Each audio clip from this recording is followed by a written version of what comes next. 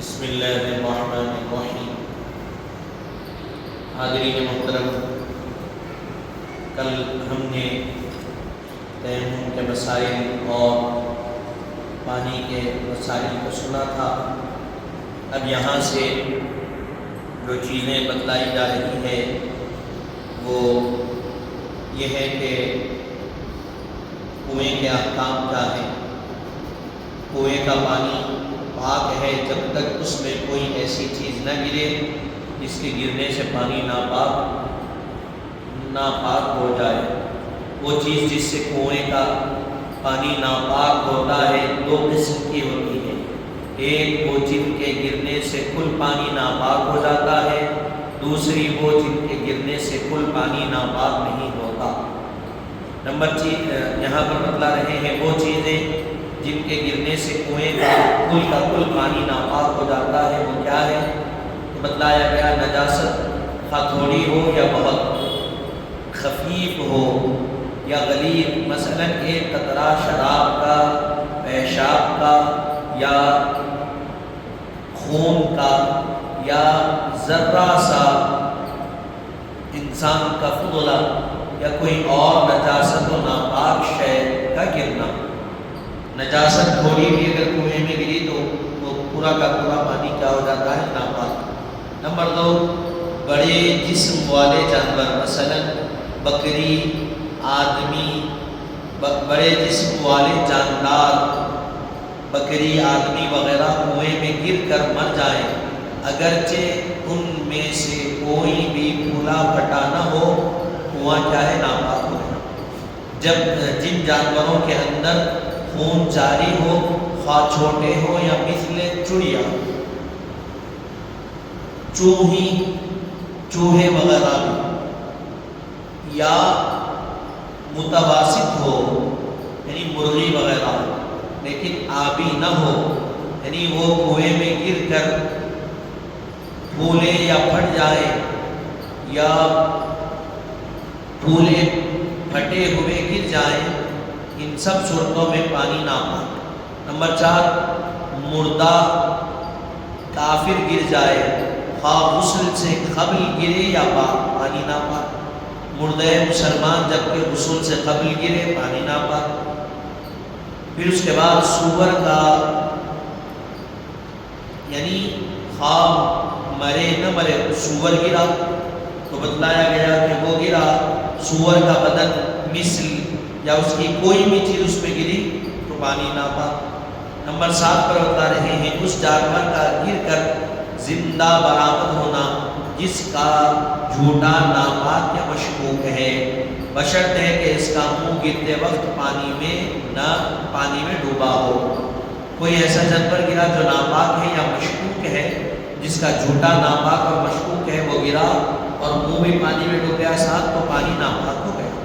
اسی طرح 8ویں نمبر پہ کہا جا رہا ہے اس کنویں کے پانی کا گرنا جس کا کل پانی ناپاک ہو گیا، مثلا ناپاک کنویں کی ڈول رسی پاک کنویں میں ڈالے اور اس کی وجہ سے ناپاک پانی کا ایک قطرہ بھی پاک کنویں میں گر جائے تو پاک کنواں بھی کل کا کل ناپاک ہو جاتا ہے۔ اب یہاں پر یہ بتلا رہے ہیں کہ کوئی بھی یہ جو فصل بتلائی گئی کہ کنویں میں کوئی بھی نجاست گری تو کیا ہوتا، اس سے کنواں ناپاک ہو جاتا۔ خفیفہ اور غلیظہ کی تعریف آگے آئے گی نجاستوں کے بیان میں، اور یہاں بتا رہے ہیں کہ یہ معاملات ہیں کنویں کے ناپاک ہونے۔ پھر اس کے بعد آگے کہہ رہے ہیں وہ چیزیں جن کے گرنے سے کنویں کا کل پانی ناپاک نہیں ہوتا، اس کا حکم۔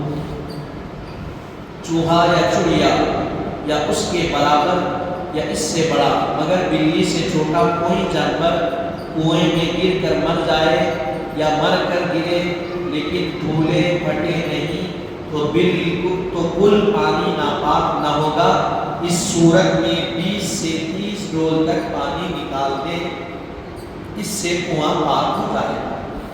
کنواں ہے، کنویں میں چوہا چڑیا یا اس کے برابر کوئی جانور گرا، بلی سے چھوٹا رہنا، گرا مر گیا لیکن پھولا نہیں پھٹا نہیں، یا مرا ہوا گرا یا گر کے مرا، لیکن شرط کیا ہے؟ پھولنا نہیں پانی میں، پھٹنا نہیں۔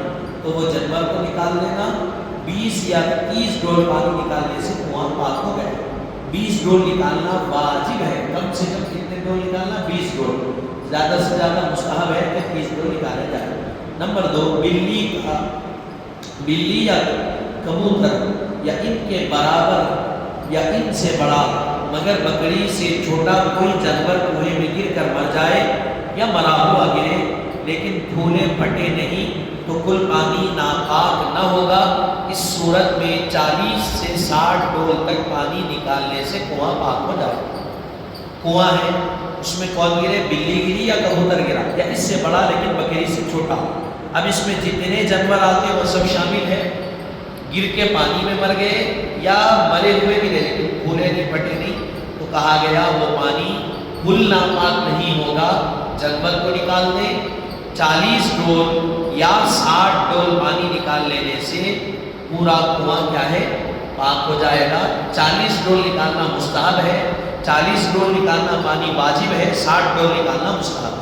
نمبر 3 پر کہہ رہے ہیں اگر مذکورہ نمبر 1 یا 2 کا پانی کسی پاک کنویں میں گر جائے تو اس کا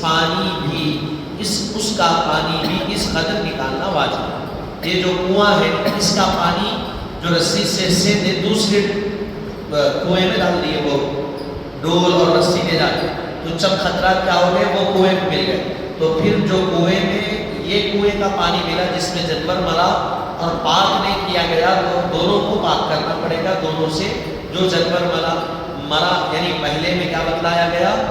چڑیا یا چوہا یا اس کے برابر بلی سے کمتر جانور گرے تو 20 ڈول پانی نکالنا واجب ہے، یا دوسری چیز بتلائی گئی بلی کبوتر یا اس سے بڑے بکری سے کم جانور گر کے مر گئے 40 ڈول نکالنا واجب۔ تو اب پانی 40 ڈول نکالنے سے پہلے دوسرے کنویں میں وہی ڈول ڈال دیے تو دوسرے کنویں سے بھی 40 ڈول یا 20 ڈول پانی نکالنا واجب ہوگا، جتنا نمبر 1 کا نکالا جاتا ہے۔ تب بھی کنویں کے احکام صرف کنویں سے مختص رہیں گے اور دیگر خلیل پانی اس میں ملحق نہیں ہے۔ یہ جو احکام ہے یہ صرف کنویں کے احکام ہیں، یہ احکام کو اب خلیل پانی میں لے کے چلے جا رہے ہیں آب خلیل میں، تو یہ اس کے لیے نہیں ہے، آب خلیل کو پورا خالی کر کے بھرنا پڑے گا۔ بس اگر کسی مٹکے وغیرہ کے پانی ناپاک ہو گیا تو فوری تمام برتن پھینک دیا جائے۔ مٹکا ہے، گھڑا ہے، بیرل ہے، ان قسم کے چیزوں میں پانی ہے، اگر وہ ناپاک ہو گیا تو پورا پانی پھینکنا، اس کو صاف کرنا، پھر اس میں دوسرا صاف پانی بھرنا، یہ اس کے لیے ہے۔ یہ صرف حکم کیا تھا؟ کنویں کے لیے تھا۔ جن امور میں طہارت شرط نہیں، مثلا بے وضو کا زبانی قرآن شریف کا پڑھنا، زیارت قبور، دفن میت وغیرہ، اس کے لیے پانی پر قدرت ہوتے ہوئے بھی اب یہاں سے تیمم کے بارے میں بتلا رہے ہیں۔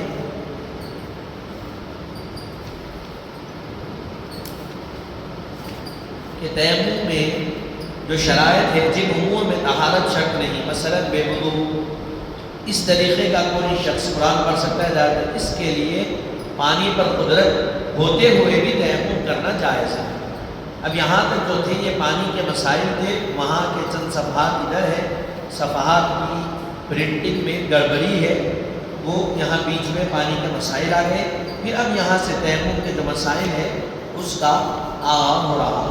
تو جن امور میں طہارت شرط نہیں، مثلا بے وضو کا زبان سے قرآن شریف پڑھنا وغیرہ، یہ کیا ہے؟ اس میں طہارت شرط نہیں ہے، اگر اس میں تیمم کر لیا جائے تو جائز ہے۔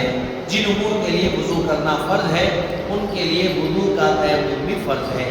جن کے لیے وضو واجب ہے یا سنت یا مستحب ہے ان کے لیے وضو کا تیمم بھی واجب یا سنت یا مستحب ہے۔ یہی حال غسل کے تیمم کے لیے ہے، غسل کے قیاس پر۔ نمبر 4 پر بتا رہے ہیں، ایک تیمم سے کئی وقت کی نمازیں اور فرض و نفل وغیرہ سب ادا ہو سکتی ہیں۔ تیمم وقت نماز سے قبل جائز ہے اور وقت کے جانے سے باطل نہیں ہوتا۔ تیمم کیا ہوا شخص وضو کیے ہوئے آدمی کی امامت کر سکتا ہے۔ اب یہ تیمم کے یہاں مسائل تھے، انشاءاللہ تعالی اب یہاں سے جو تیمم کے صحیح ہونے کی شرائط اور اس کے متعلق احکامات آ رہے ہیں، انشاءاللہ تعالی ہم اس کو سماعت کریں گے۔